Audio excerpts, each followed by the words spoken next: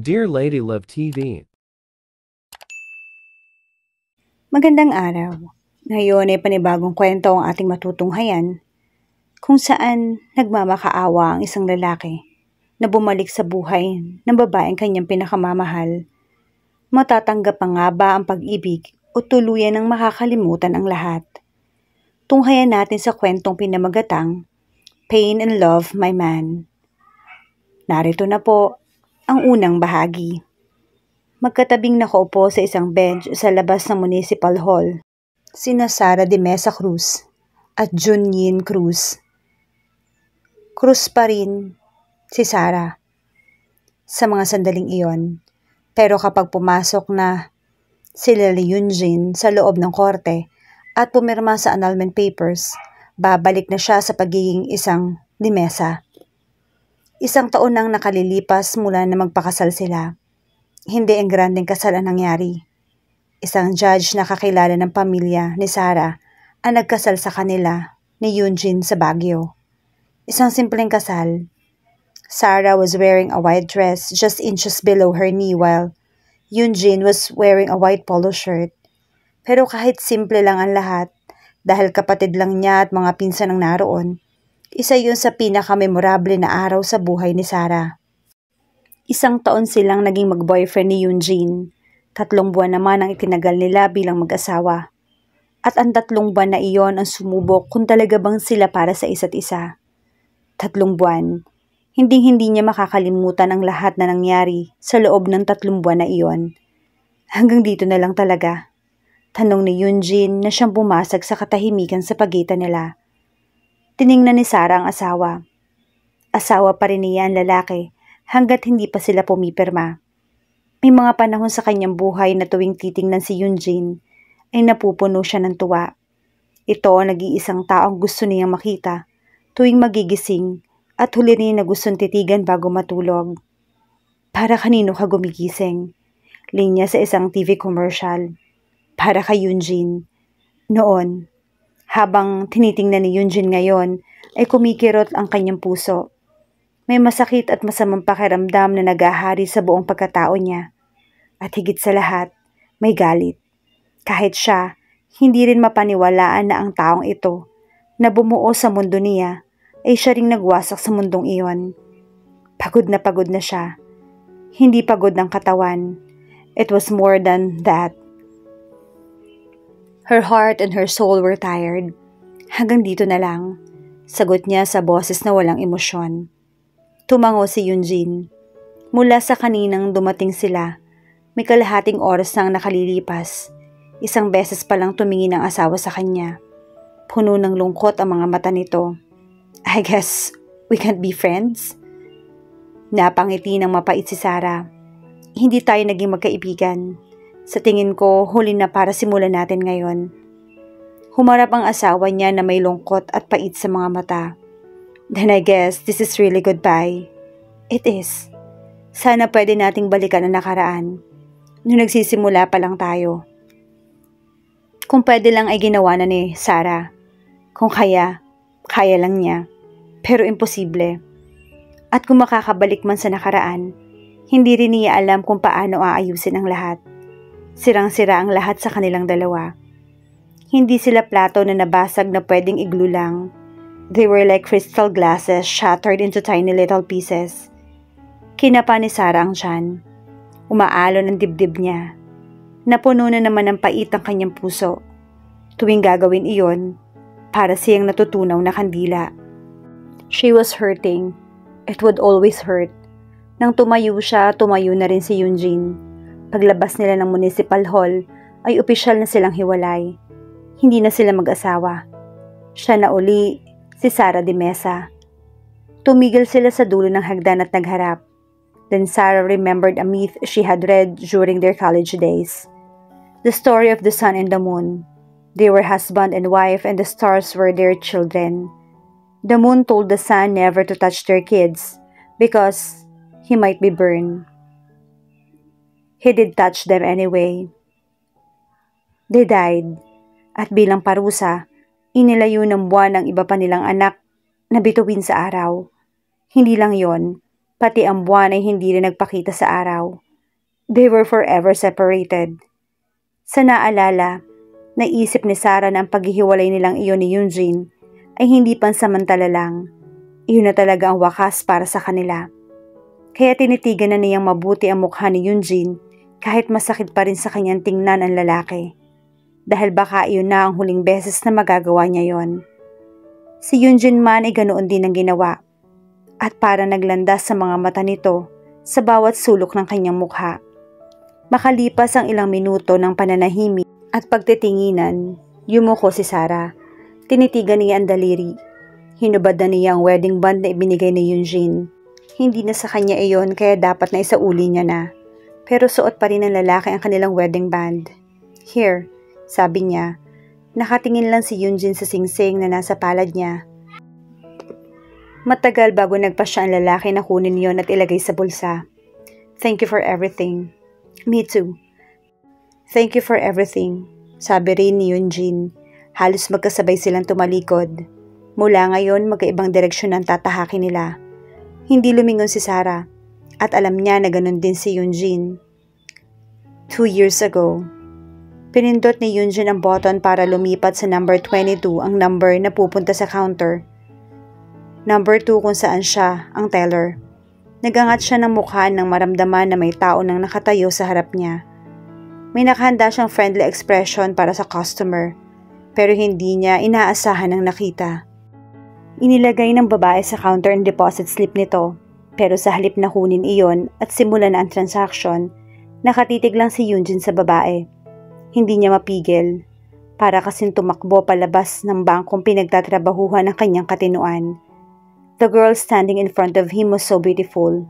She must be the most beautiful girl he had ever seen. Parang may sumipa sa kanya kaya tulala siya at nakatanga lang dito. She had a small heart-shaped face. Her brown eyes were almost golden. It was so gorgeous. Parang kahit hindi magsalita, kaya nang iparating ng mga mata nito ang gustong sabihin. She had also cute pointy little nose. Her lips were full and red and her chin was cleft. He wanted to touch it. Lagpas balikat ng itim na buhok ng babae. Her skin was like honey. Excuse me? Sabi ng babae. Biglang napakurap si Eugene. Unti-unting bumalik ang katinuan niya. Pati boses nito ay maganda. Sorry, nagawa niyang sabihin bago kunin ang papel na ipinatong ng babae sa counter. Sara de Mesa. What a unique name. Bagay sa babae.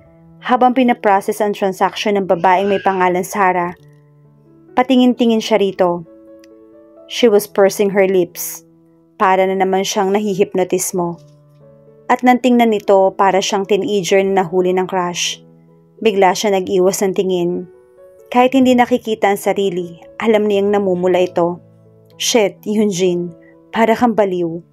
Binilisan na niya ang ginagawa nang ma-realize na nagkamali siya. Hindi withdrawal kundi deposit ang transaction ng babae. Engot ka talaga. Bulong niya sa sarili. May problema ba? Tanong ni Sarah. Her sweet voice was filling his senses. Nakangiwi siya ng bahagya ng tingnan ng babae. Sa 2 taong pagtatrabaho sa bangkong iyon, ngayon lang siya nagkamali. Ngayon lang talaga. I'm sorry, nagkamali ako ng pag-process. Deposit pala, pero withdrawal yung nagawa ko. Ay, nakagat ni Sarah ang ibabang labi. Kung irereklamo ng babae sa manager nila, siguradong masasabon siya ng husto. Mukhang wala naman sa karakter ni Sarah ang ganoon, pero hindi niya ito kilala. I'm really sorry. Don't worry. Aayusin ko. Medyo matatagalan lang. Sorry talaga. Okay lang. Ngumiti ito ng bahagya. Natigilan si Eugene at napatangan na naman siya. She was even more beautiful when she smiled. Lalo na siguro kung mas malaking ngiti pa. May problema ba sa mukha ko? May dumi ba? Maya-maya ay tanong ni Sarah. Wala. Huminga ng malalim si Eugene. Was this some kind of sorcery? Parang nahihipnotis mo talaga siya sa babae. Kahit na makaalis na si Sarah at wala na sa kanyang harap, hindi pa rin maalis ang kakaibang pakiramdam niya. Gusto niya itong makita uli. Naalala rin niya ang malinaw ang magandang mukha nito. Pagpasok kinabukasan, para siyang nababaliw. Lumilinga-linga siya sa paligid para tingnan kung naroon si Sarah sa bangko. Baka sakaling bumalik ito at masulyapan man lamang sana niya ay masaya na siya. Lumipas ang ilang linggo na hindi na uli niya nakita ang babae. Pilit niyang ibinalik sa normal ang lahat. That was just some kind of madness, a fleeting moment. At least, masasabi niya sa sarili na minsan natulala siya sa isang magandang babae. Hanggang sa isang Lunes ng umaga, 2 linggo ang nakalipas mula nang makita niya si Sarah. Pag-angat ng tingin ay naroon ang babae at nakatayo sa harap niya. "Mag-withdraw na talaga ako ngayon.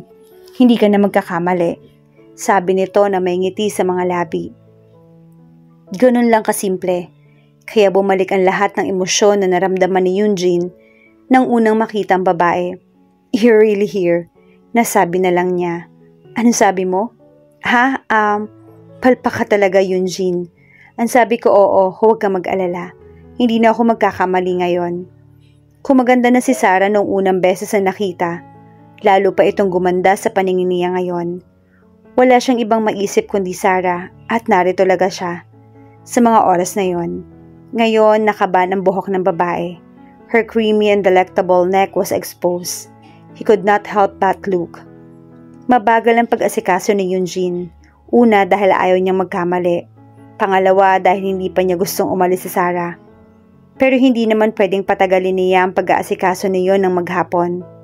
"Thank you," nakangiting sabi nito na makuha ang passbook at pera. "You're welcome." He sounded almost breathless. Nakatitig sa kanya si Sarah na parang may gusto pa rin itong sabihin. Nakikita niya iyon sa mga mata nito. Maraming sinasabi ang mga mata ng babae, pero hindi niya maintindihan. Nang tumalikod ito, parang mas mawawalan siya ng hininga. Dapat ay pindutin na niya ang button para makalapit na ang susunod na customer. Pero hindi niya magawa. Nakatitig siya sa papalayong likod ni Sarah habang marahan itong lumalakad palabas ng bangko. Pagkatapos ng 2 linggo, bumalik ang babae. 2 ang counter doon, pero sa kanya pa rin ito napunta. May ibig sabihin iyon kaya hindi niya dapat sayangin ang pagkakataon. Baka sa susunod, hindi na ito sa kanya mapunta. Paano kung mas matagal pa sa 2 linggo bago bumalik si Sarah? Baliw mang pakinggan, pero parang hindi niya kayang maghintay pa uli ng 2 linggo o higit pa. "Bahala na," sabi niya kaya tumayo. "Saan ka pupunta?" tanong ni Ogie, ang teller sa counter number 1. Kaibigan niya ang lalaki. "Sandali lang ako," paalam ni Eugene na mabibilis sa mga hakbang. Paglabas ng bangko ay luminga siya sa paligid. Parang gusto niyang magmura nang hindi na makita si Sarah. Kung bakit ba kasi hindi niya ito agad sinundan. Nagbuga siya ng hangin hanggang sa nauwi na lamang sa naiinis na pagtawa. "Nababaliw ka na yata, Eugene," bulong niya sa sarili. "Hi!" Kulat siyang napatingin sa kaliwa kung saan galing ang boses. Pagkakita kay Sarah ay natigilan siya ng husto. 4 na hakbang siguro mula sa kinatatayuan niya ay nakatayo ang babae. She was wearing a yellow sleeveless blouse and blue ripped jeans, but she looked like a goddess to him. Humakbang siya ng isa palapit. "I'm Eugene." Himala na may lumabas na boses sa kanya. "Ako naman si Sarah." Her voice was like music to his ears. "Alam ko, nabasa ko sa deposit slip mo." Nahagod niya ang batok. Sa disaster pa yata mauuwi yun. Pero ngumiti lang uli si Sarah.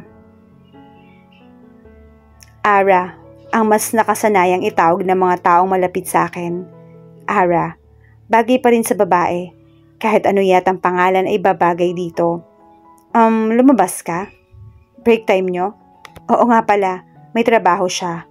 Lumingon siya sa bangko pero ibinalik din agad ang tingin kay Sarah. Natatakot siya na biglang maglaho na lang ang babae, na baka hindi pala totoo na nakakausap niya ito ngayon. She was not small, pero maliit pa rin itong tingnan. Kumpara sa 5'11" niyang taas. "Babalik ka naman, diba?" tanong niya. Wala na siyang pakialam kahit isipin pa nitong weirdo siya. "May account ako dito, so oo, babalik talaga ako," sagot nito. Lumunok siya. "Okay, sapat ng assurance yun sa ngayon." Unti-unti siyang umatras. "Natutuwa ako makilala ka, Sarah." "Ako rin." Umatras ito. "So, bye for now?" "Bye for now." Nagawa niyang ngumiti.